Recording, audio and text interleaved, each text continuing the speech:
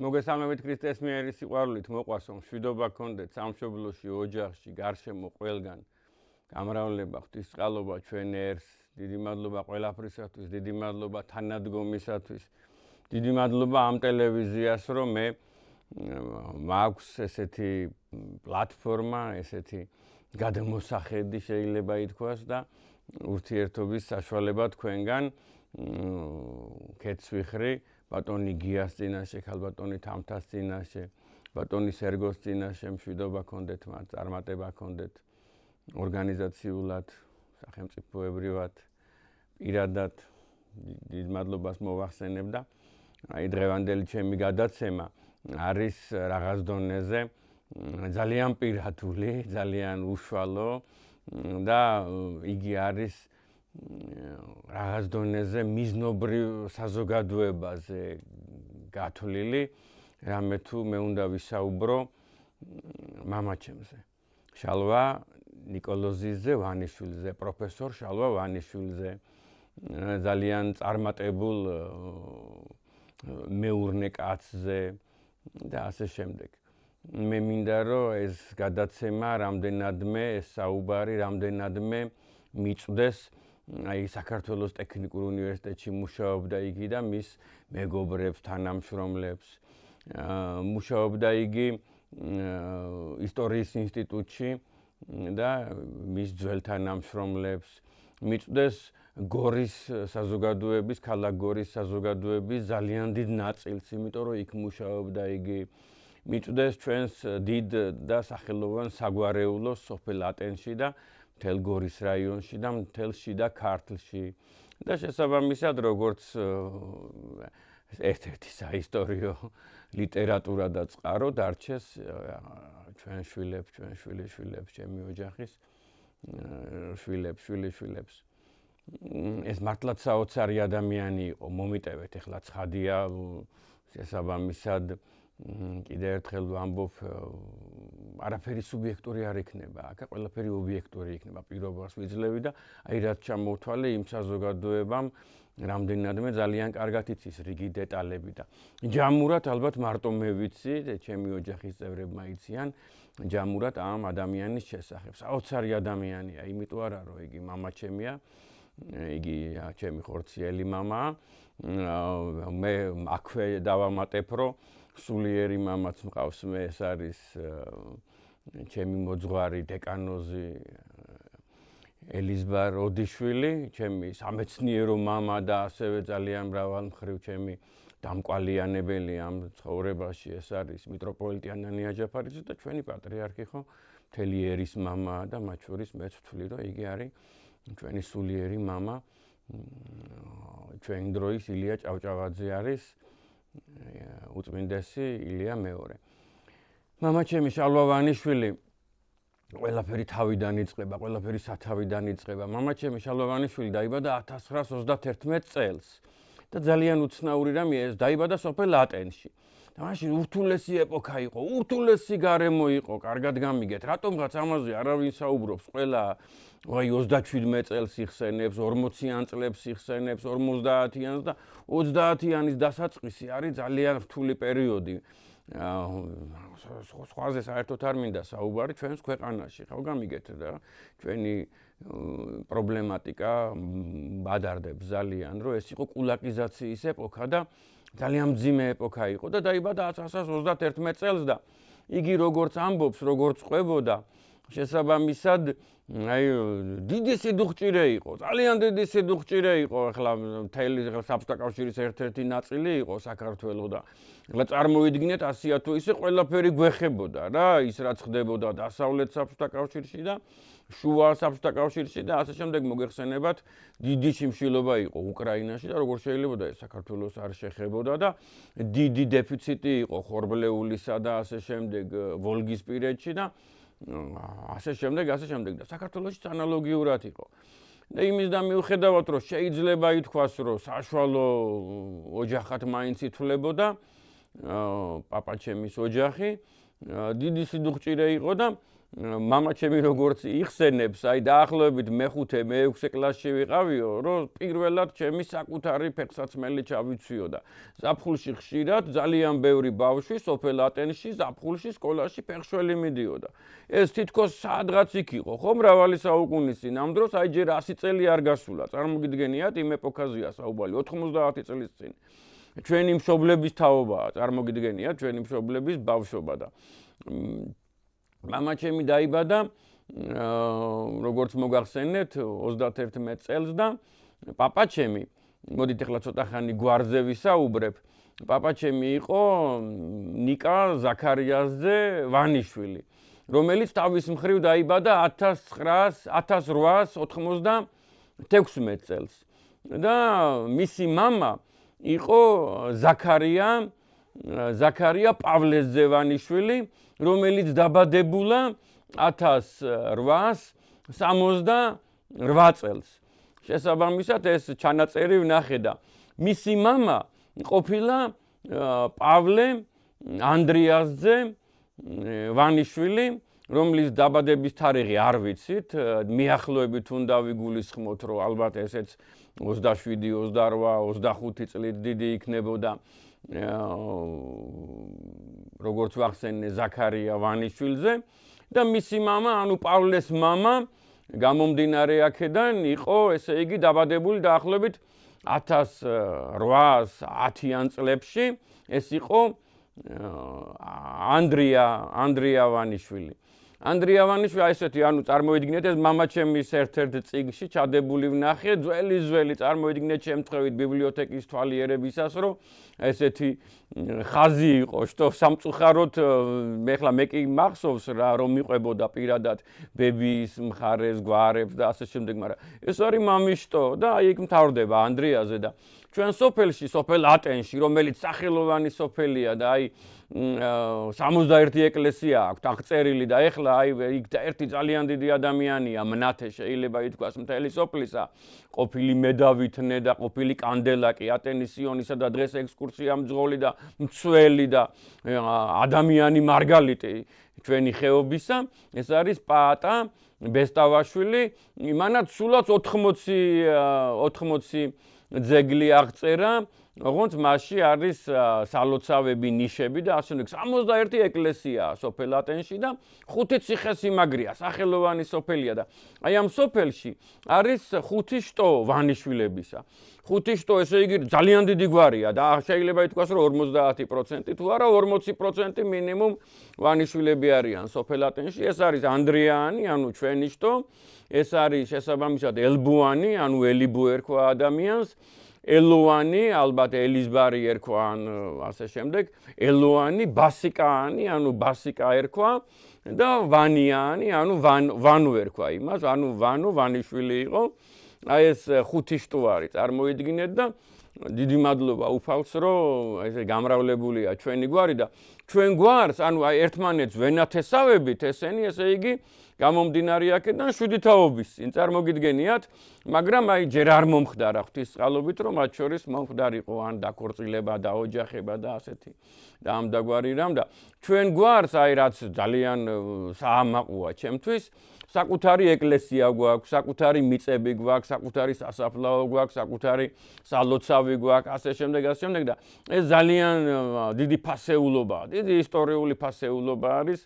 ჩვენი გვარისათვის და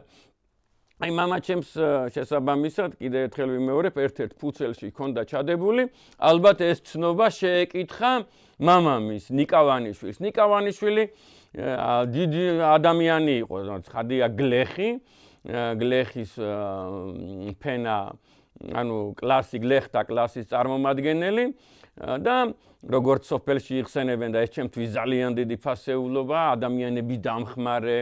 ხშირ შემთხვევაში თამადა, დიდი მშრომელი, დიდი მეფუტკრე, დიდი მებაღე, დიდი მევენახე და ასე შემდეგ და აი მე ვიყავი 9 წლის, 10 წლის ბიჭუნა და მე და ჩემ ძმას დაგვავალა პაპანიკამ, რომ ყველა სკასთან მივსულიყავით. სკა ესეთი ასაწყობი მოწყობილობა არის ძირი, მერე ეგრეთ წოდებული სართული, მერე საბალიშე და მერე სახურავი და ესე ხაზი უნდა ჩამოუშვა, რომ მის დაასვლა აწყობისას ისევ დაემთხვეს ეს ხაზები და მარტივად აწყო და თითოეულ ნაწილზე უნდა დააწერო 1-1-1-1, 2-2-2 და ასე შემდეგ და ყველაზე და გამოვიდა 111 ძირი. წარმოგიდგენიათ, ეს ჩემი ცხოვრების ერთ-ერთი საოცარი და ტკბილი მოგონებაა. ცალკე ეს ღონისძიება რო შედგა და ცალკე 111 მანეთი მაჩუქა ჯილდოთ.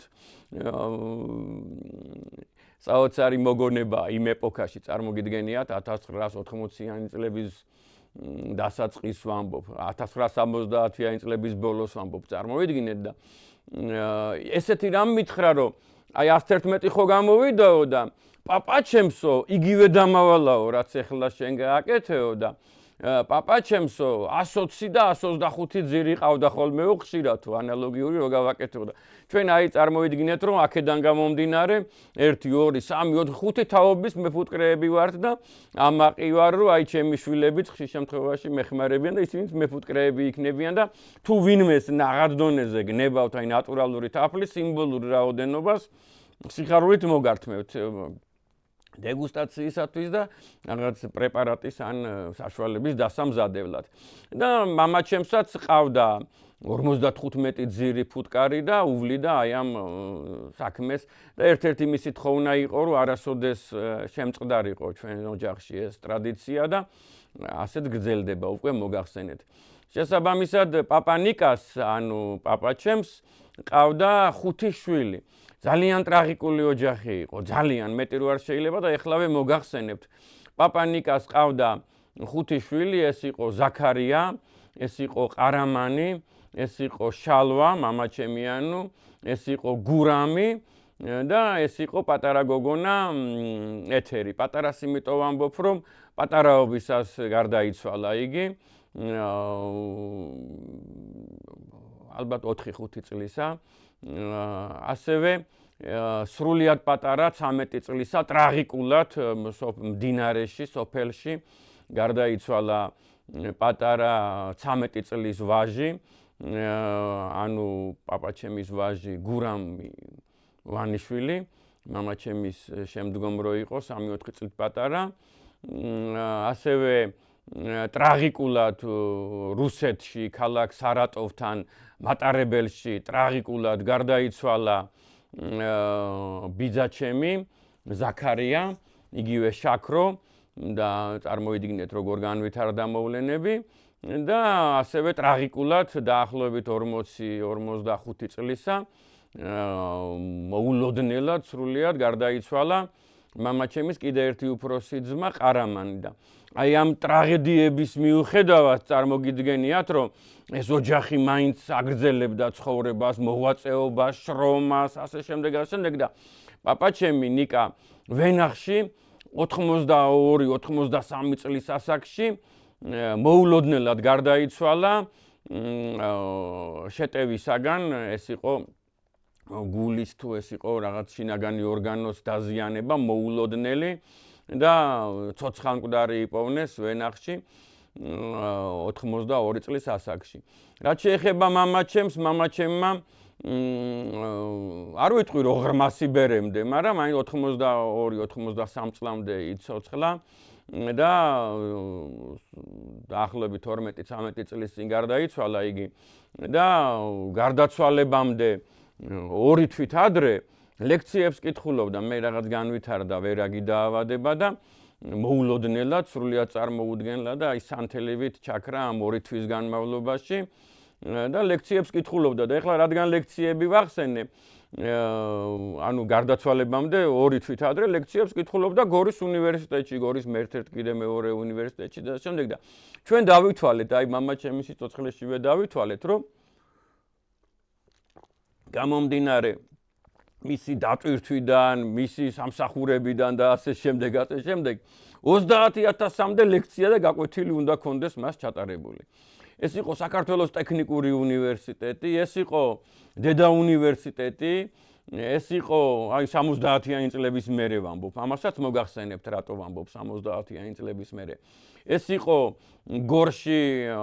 არსებული ძალიან სახელოვანი და ძალიან ეროვნული სხვათა შორის და ძალიან კარგი ადამიანების მიერ იმ ეპოქაში მისა მეტადრე რაც ვიცი ხელმძღვანელობით არსებული გორის სასწავლო უნივერსიტეტი, აი სულ ადრე რო პედაგოგიური იყო ხოლმე. ეს იყო ასევე თავიდან კომერციული სასწავლებელი, ეგრეთ წოდებული სუხიშვილის უნივერსიტეტი, ძალიან კარგი უნივერსიტეტი, ძალიან კარგი კონტინგენტითა და პედკოლექტივით, ასე ვთქვათ. მოგეხსენებათ ახლა 90-იან წლებში ესე სოკუებივით ჩდებოდა ხოლმე და რადგან სახელმწიფო ხელფასი დაბალი იყო, ასევე კიდე აი ცოტა ღიმილის მომგვრელია, მაგრამ ფაქტი რჩება. უნივერსიტეტის სახელწოდებით იყო კასპში, ეგრეთ წოდებული ინსტიტუტი, უნივერსიტეტი და იქაც მუშაობდა და ასე შემდეგ და ამასთანავე ატენის სკოლა სანამ დაინგრეოდა, აი საშუალო სკოლა ატენში თავიდან იყო 4 სკოლა, წარმოიდგინეთ, ეს იყო აი შუაუბანში ზაოტის უბანს ეძახიან, ესეთი ძველი გადმონაშთია, ადრე ერთ-ერთი ქარხნის სახელი. ზაოტის უბანში იყო საშუალო სკოლა, ქვემო წელში სოფლისა იყო სკოლა-ინტერნატი, სოფლის ბოლოში, სადაც სიონის ტაძარია იყო 4 წლიანი სკოლა, ესეთი უბანია კიდე ნახევრად შეიძლება ითქვას მოწყვეტილი სოფელს, მაგრამ ატენს ეკუთვნის, გარდა ატენში იყო 8 წლიანი სკოლა. წარმოგიდგენიათ და ისე განვითარდა მოვლენები, არ ვიცი ვინ არის ამაში დამნაშავე, ჩვენ ამაზე გვისაუბრია. დამნაშავეა სოფლის დაცლაში, ჯერ შესაბამისად მონღოლები იყვნენ დამნაშავე, რომ გაიგეს საქართველოს სიძლიერე იყო 100,000 სოფლის ქვეყანა რო ვიყავით იმის გამო, მერე საბჭოთა ეპოქაშიც ვითომ იდეოლოგია იყო, რომ დატოვე სოფელი, ფილმებიდან დაწყებული, პირში თქმიდან გაგრძელებული და ამან დაცალა და დღეს წარმოიდგინეთ, რომ რო იყო ეს 4 სავსე სკოლა, დღეს არის თქვენ ხართ ჩემი ბატონი ერთი ისიც საშუალო კონტინგენტიანი სკოლა, ეს უკან წავიდა სოფლის საქმეს და ქვეყნის საქმეს, მე ესე ვიტყოდი. რა დაეცეს გლეხი კაცი საქართველოს დაძაბუნდეს და ეს ტენდენცია ეხლაც თუ სასწრაფოდ არ დავიწყეთ უკან მიბრუნება სოფელში და მამაჩემი იმის გამო ეხლა კარგად გამიგეთ თვითონაც იცოდა რაღაც დონეზე თავის ფასი ძალიან თავდაბალი ადამიანი იყო, მაგრამ მაინც ეხლა პროფესორი ადამიანი და დოცენტი ადამიანი არ მოწყდა სოფლის სკოლას და კვირაში ქონდა 2 გაკვეთილი მიუხედავად სიმბოლური ხელფასისა, აი იმ ეპოქაშიც 90-იან წლებში, 2000-იან წლებში, 80-იან წლებში ცხადია და ყოველთვის წარმოგიდგენიათ შედიოდა კლასში სოფლის სკოლის მასწავლებელიც იყო. ამავე დროს საქართველოს ტექნიკურ უნივერსიტეტში პოლიტოლოგიას ასწავლიდა. საქართველოს ტექნიკურ უნივერსიტეტში იგი იყო ძალიან სახელოვანი კათედრა იყო. კათედრის გამგე იყო კოტე ტოტოჩავა, აკადემიური ადამიანი, ძალიან დახვეწილი. მისი მეგობრები იყვნენ კათედრაზე, ნოდარ მებონია ძალიან კარგად მახსოვს, დღეს ცოცხალია და ძალიან კარგად გამოიყურება და ძალიან დიდი მოღვაწე არის ბატონი ვაჟა შუბითიძე და ბევრი ადამიანი. ეს არის საქართველოს ტექნიკურ უნივერსიტეტში მისი გუნდი, მისი წრე, პოლიტოლოგიის ლექტორი იყო და ასწავლიდა მე-6 კორპუსშიც, პირველ კორპუსშიც, აი სხვადასხვა კორპუსში, ძირითადად თავიდან სატრანსპორტო ფაკულტეტს. და ასე შემდეგ, მე სამართალსაც ასწავლიდა, პოლიტოლოგიასაც ასწავლიდა და ასე შემდეგ. ასევე იგი, როგორც მე ვთქვი, 1973-74 წლიდან და მანამდე რა ხდებოდა ამას მოგიყვებით, მუშაობდა, თქვენ ხართ ჩემი ბატონი, მეცნიერებათა აკადემიის ისტორიისა და ეთნოგრაფიის ინსტიტუტში. ეს იყო მელიქიშვილზე ზუსტად გადმოსწრივ ფილარმონიისა. ანუ ფილარმონიიდან სამხრეთით რო ლამაზი შენობა არის, კუთხის შენობა, მოგეხსენებათ რომელ შენობაზეც დღეს იქ აღარ არის რაღაც სასტუმროა ისტორიის ინსტიტუტი იყო და იქ იყო განყოფილების უფროსი როგორც კათედრა ასე ვთქვათ განყოფილების უფროსი იყო უშანგი სიდამონიძე ძალიან აკადემიური ადამიანი დიდი ადამიანი და მამას მეგობრები იყვნენ აი ძველ თაობას კარგად ეხსოვნება ისტორიკოსები იყვნენ თან პოლიტმიმომხილველები იყვნენ ამირან ავალიანი ღმერთმა აცხონოს დიდებული ადამიანი ჩვენი ოჯახის ხშირი სტუმარი აბონციციაშვილი ღმერთმა აცხონოს ძალიან დადებითი ადამიანი საინტერესო ადამიანი გრიშა მარგიანი დავით პავლიაშვილი აი ამ წინებზე წარმოვიდგინეთ მეუფიანანიასთან გახლდით კაბინეტში და მობრძანდა მხცოვანი 91 წლის ადამიანი 91 წლის ადამიანი არა მომიტევეთ 87-88 წლის ადამიანი ბატონი ვახტანგ გოილაძე და შესაბამისად უცებ საუბარში რომ საუბრობთ ისტორიულ საკითხებზე და მეუფემ ჩემი თავი გააცნო უთხრა ნუგზარ-ვანიშვილი ეგრევე გაახსენდა და ისე გაეხარდა რომ შალვა-ვანიშვილის შვილი ვიყავ ისეთი მოგონებები ქონდა რომ აი თქვენთან სოფელში ჩამოვდიოდით ისტორიული სოფელი ისტორიული დიდებული გარემო დიდებული ღვინო რაც უმნიშვნელოვანეს ეხლა ღვინოზე გამახსენდა მამას დიდი მეგობარი იყო ნოდარ დუმბაძე ღმერთმა აცხონოს დიდი ჰუმანისტი დიდი მწერალი დიდი ადამიანი დიდი მოღვაწე დიდი ეროვნული კაცი და ასე შემდეგ და ჩვენთან ჩამოდიოდა ხოლმე მე მის მუხლზე მჯდარ ვარ და ერთხელ მთხოვა რომ ესა და ეს ლექსი ისწავლეო და ვისწავლე ის ლექსი და აი და რომ მთხოვა დაახლოებით ერთ ადრეში რომ ჩამოვიდა ის ლექსი ჩავაბარე და ამ დიდი თანამდებობის კაცმაც მოგეხსენებათ ამ ორდენოსანმა კაცმა მოგეხსენებათ წარმოვიდგინეთ ჟურნალ ნიანგის რედაქტორი იყო მოგეხსენებათ მწერალთა კავშირის ლენინის ორდენოსანი რუსთაველის ორდენოსანი რუსთაველის პრემიის ლაურეატი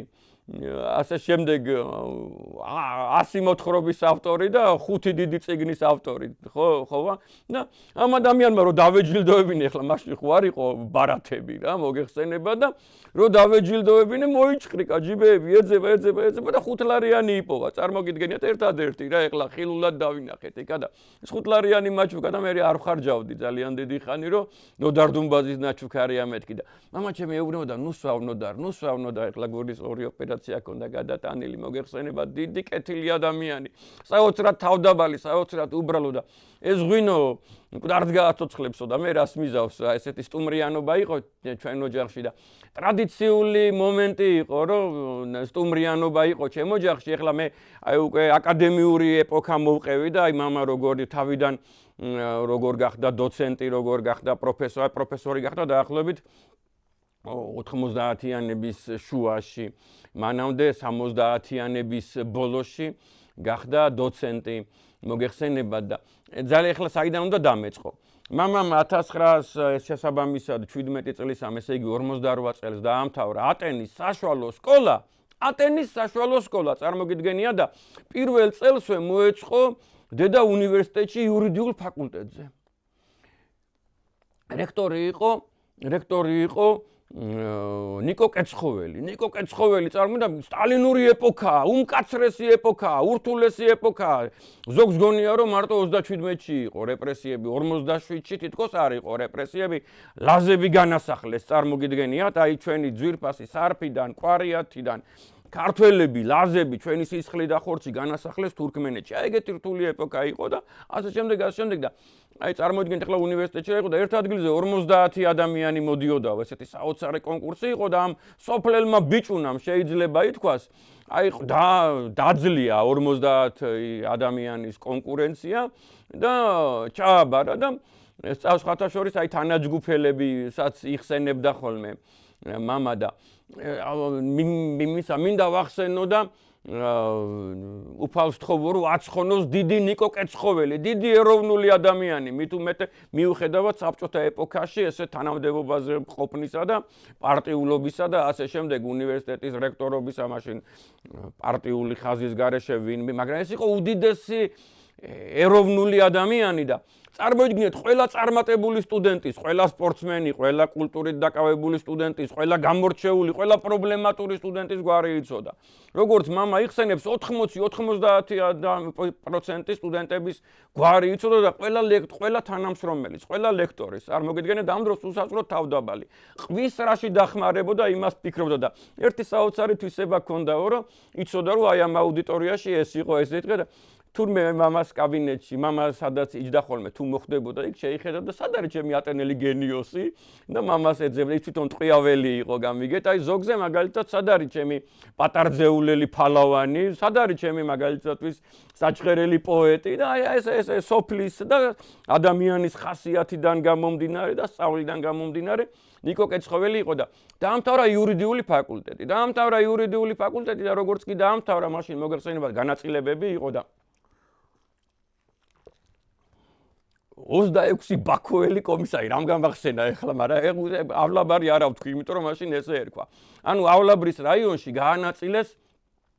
გამომძიებლად. სულ პატარა ბიჭი, ესე იგი 17-18-სამ რო ჩააბარა, ესე იგი 23-24-ისა გაანაწილეს და გამომდინარე გარემოებიდან და ასე შემდეგ და იქ გამოსაძიებელი იყო და ასე შემდეგ უამრავი საკითხი.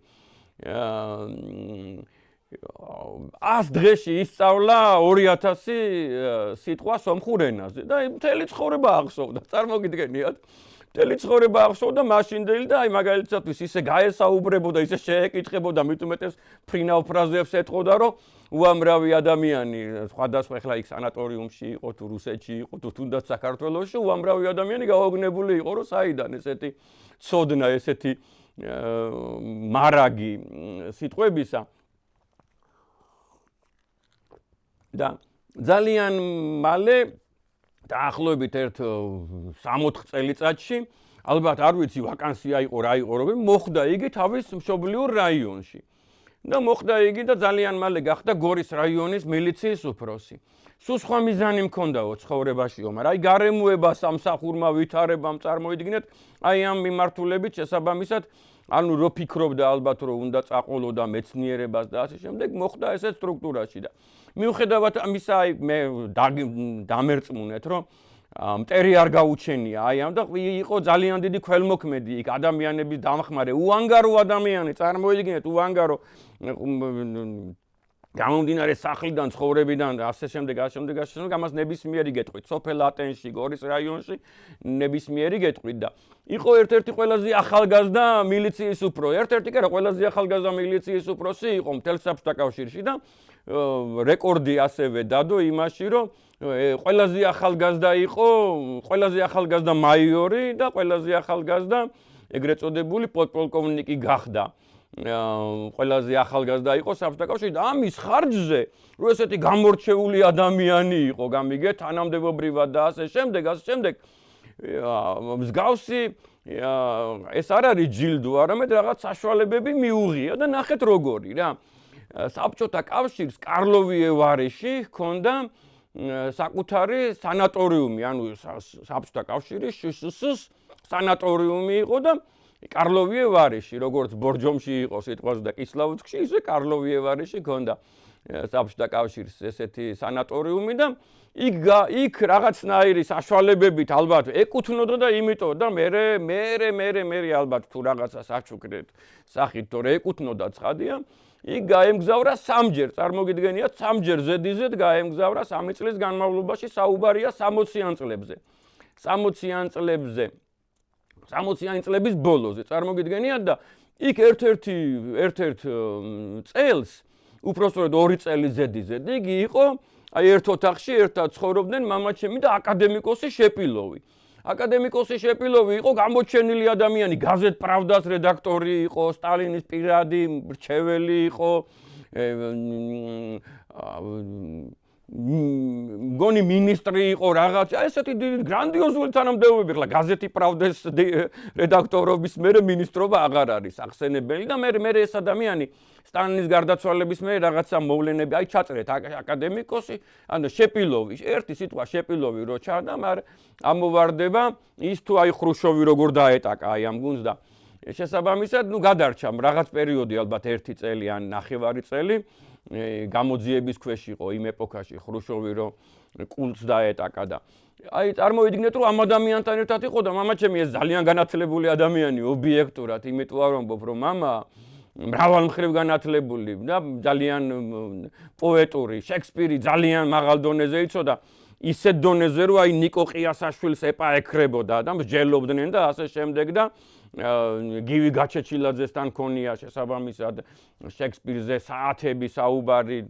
ღმერთმა აცხონოს ასევე რეზო თაბუკაშვილთან რეზო თაბუკაშვილს კითხა აი ამაზე აი თარგმნაზე და ასე შემდეგ და რამდენიმე დეტალის მერე აი მახსოვს რომ რეზო თაბუკაშვილმა უთხრა რომ კი აი შეიძლება უფრო ბწყარედებით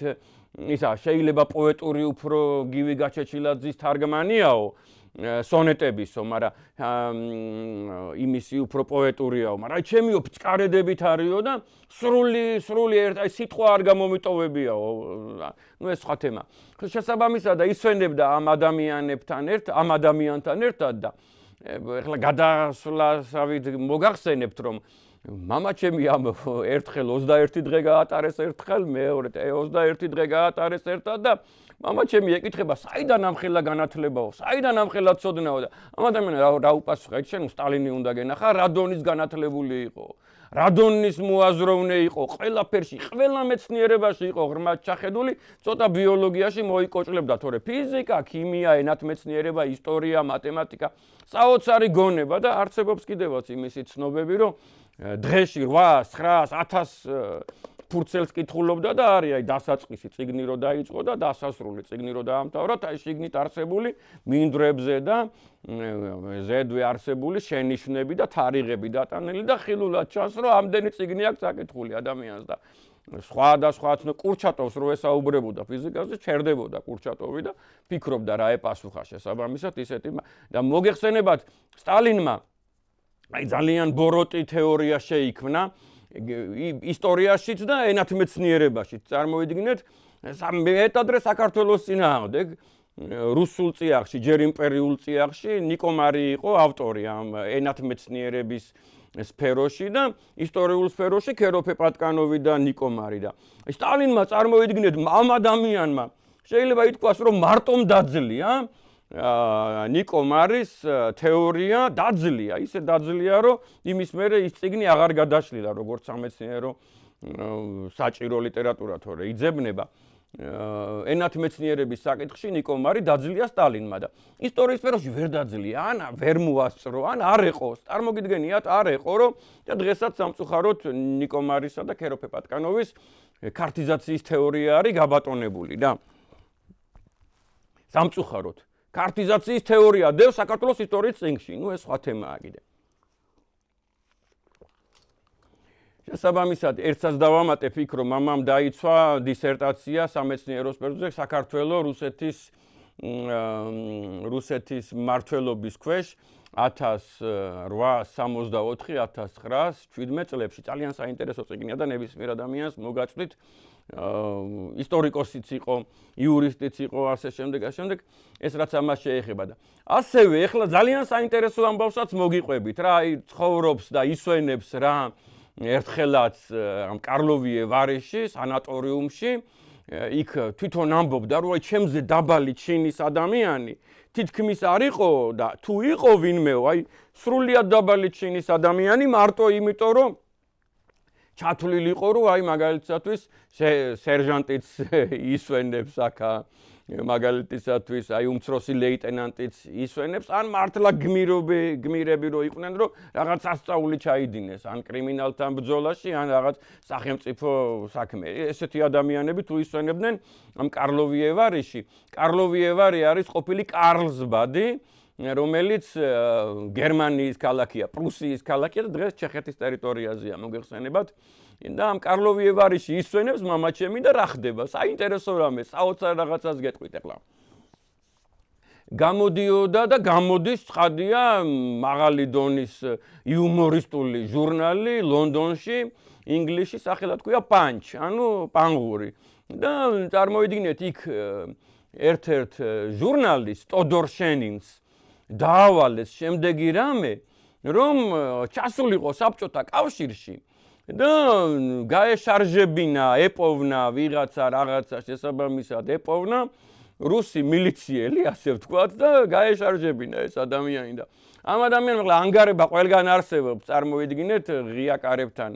ვინ არ შეცდებაო, გამოთქმაც არსებობს, ღმერთმა დაგვიფაროს შეცდომისაგან და ამ ადამიანმა ეთყობა რომ გამოემგზავრა იქიდან, გამოიკითხა და აღმოაჩინა რომ ჩეხეთში ახლა ნომინალურად პრაღა ევროპის დედაქალაქია, როგორც შუა გულადგილას მყოფი და აი ევროპის შუაში, ევროპის ცენტრში, პრაღაში, რომელიც ყოველთვის ევროპული ქალაქი იყო, მიუხედავად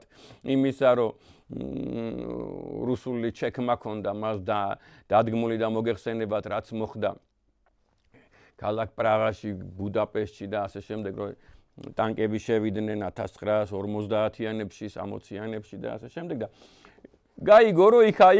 იქ არიან საბჭოთა მილიციელები, გამიგეთ ახლა წარმოედგინა რომ ეს იყო რაღაც ერთი ფენა, ერთი საზოგადოება, ყველა ერთნაირი და წამოვიდა აქ რა.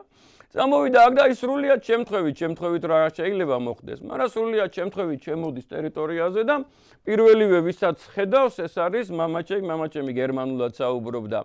ინსტიტუტის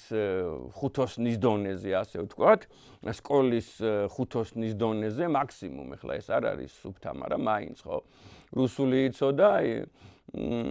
ინგლისურს ცდილობდა რომ ესწავლა და ოცნება ჰქონდა და ვერ აისრულა რომ შექსპირი ორიგინალში წაეკითხა, ან კი ვინ კითხულობს შექსპირს ორიგინალში, ყველაფერი ადაპტირებულია ის სხვა ინგლისურია, მგონი დღევანდელ ინგლისელებსაც უჭირთ რომ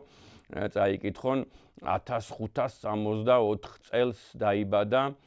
შექსპირი ეივონ სტრატფორდში, მოგეხსენებათ. ჩამოვიდა ტოდორ შენინი, ეხლავე მინდა გთხოვოთ რა იქნება ეს ჟურნალი მაპოვნინოთ რა რაღაც აი საშუალებებით და ასე შემდეგ. მოგახსენებთ რომელ ჟურნალზეც ლაპარაკობ, ანუ ჟურნალი პანჩი, ჟურნალისტი ტოდორ შენინი და ჩამოდის და ხვდება შალვა ვანიშვილს, საბჭოთა კავშირის მაიორს, საბჭოთა კავშირის მილიციის მაიორს და გაიცნობენ ერთმანეთს და შესაბამისად ხდებიან სასაუბროდ და ასე შემდეგ და ხო ის საყვირველებავ შესაბამისად რაღა მეტი გავაგრძელოთ იმის მაგივრად რომ გაეშარჟებინა და დაეცინა და მასხარად აეგდო და ასე შემდეგ ჟურნალ პანჩში ამ ჟურნალის საბჭოთა პოლიციელი გამოდის ესეთი სტატია რომ როგორ იცინიან რუსები და ხატია მამაჩემი მომღიმარი ერთ-ერთ გვერდზე და იქვე ქვესათაური რომ საბჭოთა მილიციელმა ზეპირად იცის უილიამ შექსპირი. ეს იყო გამაოგნებელი, აი ბუმი იყო შეიძლება ითქვას, მეტ უმეტეს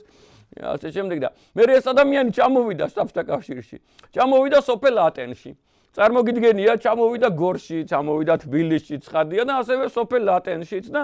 ღვინოც მიირთვა და გაოგნებულიც წავიდა. ეხლა რაღაც სხვა დეტალებს ეხლა რა აზრი აქვს რომ მოგახსენოთ, დიდი მეგობრობა იყო რაღაც პერიოდი და ეხლა მოგეხსენებათ ყველაფერი გაცივდა მას მერე და მით უმეტეს უკვე ძალიან ძველ ამბავზე, 60-იანი წლების ამბავზე ამბობდა, იქნებ მაპოვნინოთ, აი მოგახსენეთ უკვე რომ ჟურნალი პანჩი, ჟურნალისტი ტოდორ შენინი. და ეხლა რაც შეეხება ატენს, რაც ეგან მოგახსენეთ რომ მამაჩემი იყო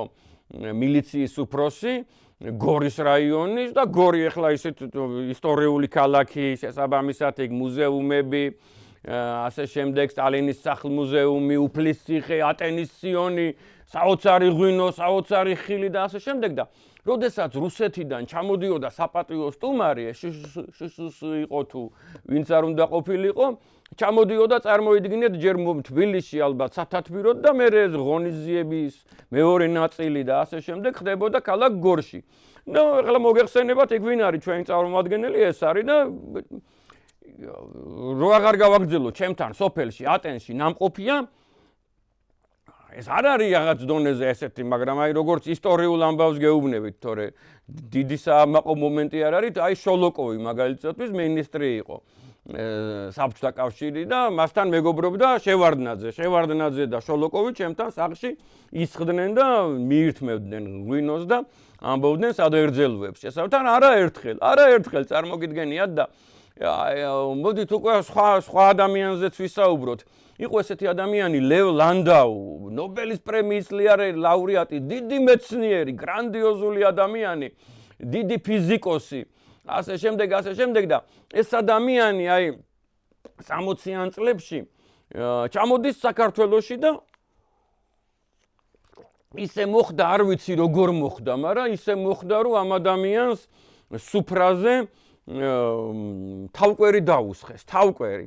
და როგორც კი ერთი ყლუპი გასინჯა და ასე შემდეგ ამ ადამიანმა და შეხედა ამ ღვინის ფერს, გემოს,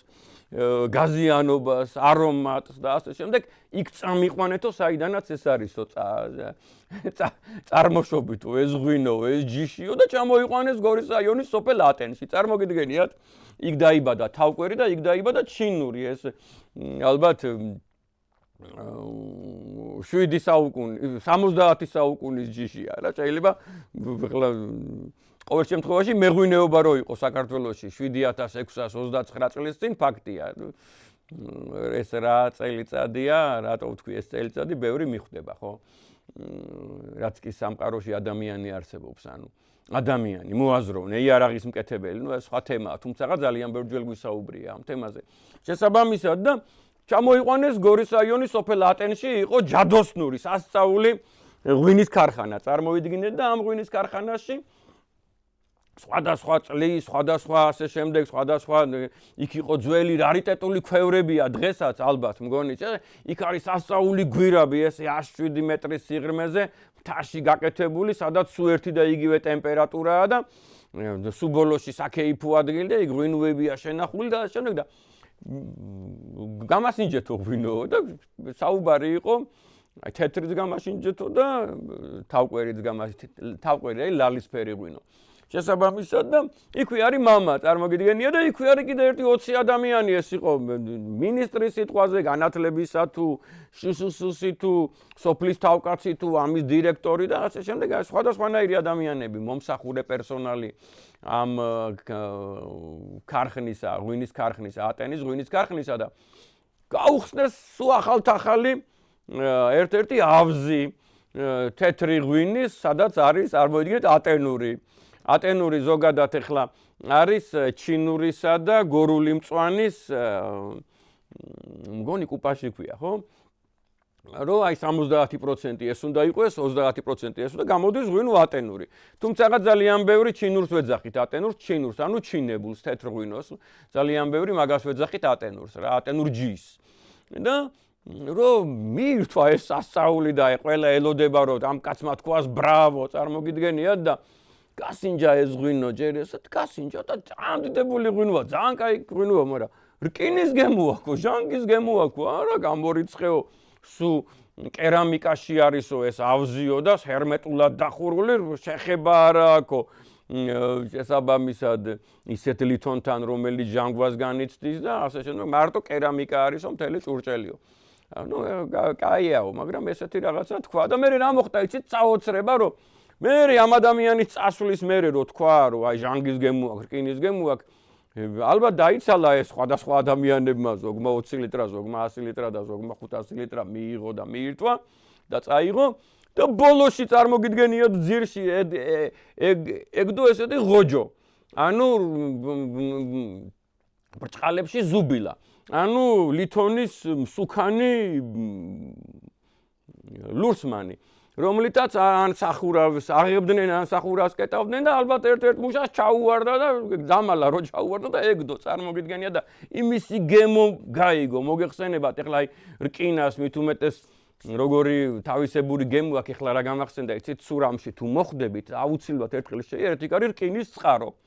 რკინის წყაროა და ესეთი ჟანგისფერი რაღაცნაირი წყალი ამოდის წაოცარი და გასინჯეთ როგორი რკინის გემო აქვს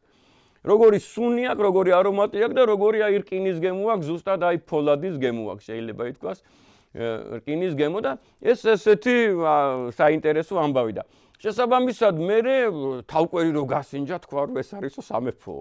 სამეფო ღვინო და საოცარ რაღაცას გეტყვით. იქ რამდენიმე ადამიანი იყო, ზოგი ცოცხალია მათგან და ამ ადამიანმა მერე ჩვენთან უკვე ისეთი სუფრა გაიშალა ძალიან აკადემიური და ასე შემდეგ ატენში და ამ სუფრაზე ოჯახში დაახლოებით 30 ადამიანი იყო, ყველა უსმენდა რა სიტყვა და აკადემიკოსი ლევ ლანდაუ, გასპაძინ დაუ, ესე მიმართავდნენ. გასპაძინ დაუ ხოვითო მაკრძალული იყო მაშინ, მაგრამ ეს იყო გასპაძინ დაუ, დაიწერა რომ შეპილოვი ვახსენე. მამა ამბობს რომ დარეკავდნენო კაბინე ოთახში, ნომერში არსებულ ტელეფონზეო და იქ არისო და ავიღებდიო. ამბობდნენ რომ დაუძახეთ ბატონ შეპილოვს. პაზავიცი პაზავს და გასპაძინა შეპილოვა და აი ესეთი მიმართვები იყო, აი ელიტაში, ძალიან მაღალ ელიტაში ეს იყო რაღაც დონეზე წარმოუდგენელი, ხო, მაშინ ზოგი მაგაზე ბრაზობდა სიტყვა გასპაძინით და ბატონით რატომ მომმართეთო, ხო, გახსოვთ ეგ დრო. შესაბამისად, ლევ ლანდაუმ ყველას გასაგონა თქვა რომ მეო ახლა უნდა ყველაფერს თავი დავანებო. უნდა მოვწყდეო სამეცნიერო საქმესო, მუშაობასო და ასე უნდა წამოვიდეო და სადაც ეს გემოებიაო, იქ ხილიც იყო, სხვათა შორის ღვინოც იყო, ალბათ ყველიც იყო და ადგილობრივი ყველაფერი და ეს გემო და სურნელი რო ნახა ამ ადამიანმა, მე უნდა აქ ვიცხოვრო, სადაც ეს ღვინო მოდისო, სადაც ეს ხილი მოდისო, სადაც ესეთი ხორბალი მოდისო, გაოგნებული იყო და მე ცხადია ეს აღარ განხორციელდა, მალე გარდაიცვალა ლევ ლანდაუ და თორე ესეთი რაღაცა განაცხადა, ხმამაღლა განაცხადა და ეგრა მაგის პასუხია და ლევ ტოლსტოიც წარმოიდგინეთ რომ როცა გარდაიცვალა ჯიბეში უპოვეს ერთი გზა ბილეთი ვლადიკავკაზამდე. იქ რკინიგზით რო იქამდე მოდიოდა, ეხლა ვლადიკავკაზში დარჩენა გამორიცხული იყო, ეხლა კარგად გამიგეთ, ეს იყო პატარა დაბა მაშინ რა, ისეთი რომ არ იყო არც სკოლები, არც რაღაც სასწავლო ორგანიზაციები ასე და არ წამოვიდოდა იქა და ყველა ვარიანტში ეს იმას ნიშნავს, რომ მე უკვე უნდა დამჯდარიყო სხვა ტრანსპორტზე და ეგრე გადმოსულიყო დარიალის ხეობით, შემოსულიყო და თბილისში მოდიოდა. საქართველოში მოდიოდა რომ აი ბოლო წლები აქ გაეტარებინა, წარმოგიდგენიათ. ეხლა ეს რომ დედამიწის ჭიპია ძალიან ბევრმა იცის და აქ რო საოცარი გემოებია და აქ რო საოცარი გარემოა და ასე შემდეგ, ეს ყველა მიცის და აი ესეთი ამბები და ეხლა ისევ მამაზე ვილაპარაკო დიდი ბოდიში რომ გადავერთე, ეხლა მე ჩამოვთვალე ჩვენი გვარის წინაპრები და იცით რა გამახსენდა, ეხლა უნდა ვთქვა რა რომ აი მამას ეხლა მამამ ეს მოახერხა გამიგე და იცოდა რომ ეს დამჭირდებოდა და ჩემშვილს დაჭირდებოდა გამიგე და ჩვენი წინაპრების სახელები დადო გამიგეთ ეს ანდრია, პავლე, ზაქარია, ნიკა, შალვა, მე მოგეხსენება თქვენი მონამორჩილი ნუგზარი და ჩემი ვაჟი, ჩემი შვილები აი ამითი ისარგებლებენ და საოცარი ცნობაა და ძალიან ბევრმა ადამიანმა სამწუხაროდ არ იცის თავისი 4, 5, 6, 7 თაობის წინა ნათესავი. წარმოგიდგენიათ და რუსეთმა ესე დაავლო ხელი ჯერ ხო ხატებიც წააბრძანა, ოქროსა და ვერცხლის ძვირფასი ნივთები, საეკლესიო ნივთები წაიღო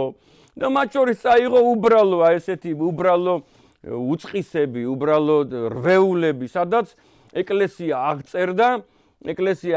ადამიანის დაბადებას, გარდაცვალებას, შეუღლებას, ანუ ნათლობას და ასე შემდეგ. ასე მაგალითად ეხლა მე რო ვთქვი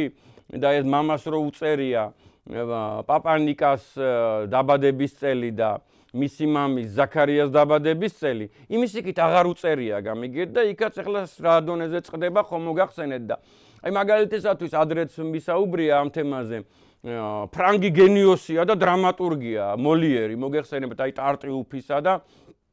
დონ ჟუანისა და ზგანარეს ავტორი და მიზანთროპის ავტორი, იცით რა, ეხლა სადაღარ იდგმევა მაგისი სპექტაკლები დაწყებული საქართველოსთან, დიახ დაწყებული საქართველოსთან, იმიტომ რომ უამრავი რაც ჩამოვთვალე, უამრავი გვინახავს ხო ჩვენ. შესაბამისად და ამ ადამიანის დაბადების დღე კი არ იციან და დაბადების წელი კი არ იციან. ეკლესიაში აქვს ნაპოვნი რომ აი 1621 თუ 22 წელი 23 1620-იანი წლების დასაწყისში არის მონათლული ამ ადამიანამ ეკლესიაში, ხო გამიგენ და მე იქიდან ითვლიან რომ აი მაშინ ტრადიცია იყო რომ 2 თვისას, 3 თვისას, 1 თვისას ნათლავდნენ და ესე გამოიყვანეს რა დაბადების წელი. თორე არიციან და ესეთი მონაცემები ეკლესიას ჰქონდა. მაშინ ეკლესია იყო მაჩის ბიურო და ასე შემდეგ და ჩვენ ესეთი რაღაცები არ ვიცით. ეს ყველაფერი დევს პეტერბურგში და დამლაპარაკებელი არ არის კაცი რა. რომ ჩავიდეს იქა და უთხრას თქვენ არ გინდათ, აი X ლარი გინდათ თუ Y ლარი გინდათ თუ დოლარი თუ რა ვიცი რა თქვი რა ვალუტა გინდათ რომ ეს მაინც დაგვიბრუნოთ რა. ჭირდება ერთს, აი ნათესაური კავშირისათვის და ასე. თუმცა ეხლა ღმერთმა გამოაჩინა, ეს რა თქმა უნდა ამას ვერ ცვლის კარგად, მაგრამ რაღაც დონეზე ცვლის და დნმ მაგალითად ყველაფერს იტყვის და თანაც არა 10-15 თაობის წინანდელს, არამედ იტყვის 10-15-20-30 საუკუნის წინანდელ ამბებს. შესაბამისად უკვე მოგახსენეთ მამას ცხოვრების მომენტები, იგი აი ანუ 40-იან წლებში რომ უნივერსიტეტში მოეწყო, მე 50-იანის შუა წლებიდან უკვე შსს-ში მუშაობდა, მთელი ცხოვრება ამბობდა, რომ ან იქ ყოფილიყავიო, მთელი ცხოვრება იმ სფეროში, ან სამეცნიერო სასწავლო სფეროში ვიყავიო, რომ მაღალ მწვერვალებს მიმეღწიაო და იქ ეხლა მოგეხსენებათ მილიციის უფროსი გახდა და აქ პროფესორი გახდა და მილიციის უფროსობა როგორ განვითარდა ეხლა მოგეხსენებათ თქვენ ყველამ კარგად იცის რა ესეთი ადამიანი ედვარდ შევარდნაძე და მისი ღონისძიებანი 1970-იანი წლების დასაწყისში იმის და მიუხედავად რომ წეღან თქვი რომ მამას წესიერება და მამას პატიოსნება და მამას შემართება და მამას გამორჩეულობა იცოდა ბევრი ადამიანის გამსმენია ესა სრულიად შემთხვევით სრულიად სხვა თემაზე შევხვდი ვაკის პარკში კონკრეტულად ბავშვებს ვათამაშებდი ბატონ შოთა გორგოძეს მოგეხსენებათ ეს ადამიანი და იქ ლაპარაკში რომ ბავშვებთან ერთად ვიყავი მე 20 წლის ამბავს გეუბნებით დაახლოებით 20 წლის წინანდელი ამბავი იქნება და გამოგვეცნაურა და მე ჩვენო ყავდაო ვარსკვლავიო აი ჩვენი სფეროსო და ჩვენი ორგანოს ვარსკვლავი ყავდაო შალვა ვანიშვილიო გორშიო და რო ვუთხარი შალვა ვანიშვილია ისაუბრა 1-5 წუთი 7 წუთი ძალიან ამაყივა რომ ისეთი სიტყვები თქვა ღმერთმა აცხონო შოთა გორგოძე დინამო თბილისის კურატორი იყო ხო გახსოვთ და დიდი ამაგი აქვს სხვათა შორის ფეხბურთელებზე ადამიანურად პიროვნულად კაცნი ვართ შესაბამისად ადამიანურობაზეა საუბარი არა სხვა თემაზე დიდი ამაგი აქვს და შესაბამისად იმის და მიუხედავად რომ შევარდნაძე მიცოდა ეს მამაჩემ იდეალურად ატენში ჩვენთან არის ნამყოფი რამდენჯერმე წარმოგიდგენიათ ერთხელ კი არა რამდენჯერმე ამის და მიუხედავად მან რადგან ყველა მოხსნა მილიციის უფროსი საქართველოში და 50% დაიჭირა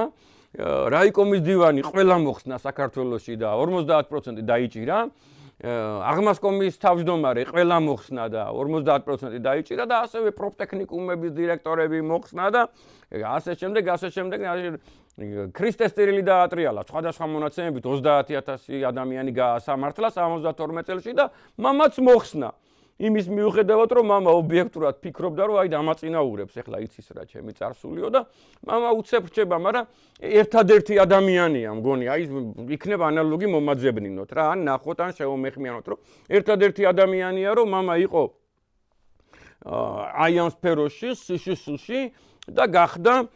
სახელოვანი პროფესორი აი ამდენი ლექციის ავტორი და ასე შემდეგ მამა მიცოდა ვაჟავშაველა, ილია ჭავჭავაძე, ზეპირად, წარმოგიდგენია ძალიან ალბათ ერთი 1500 ლექსი იცოდა ზეპირად და დიდი და აი ეს არის მისი დაწერილი წიგნი.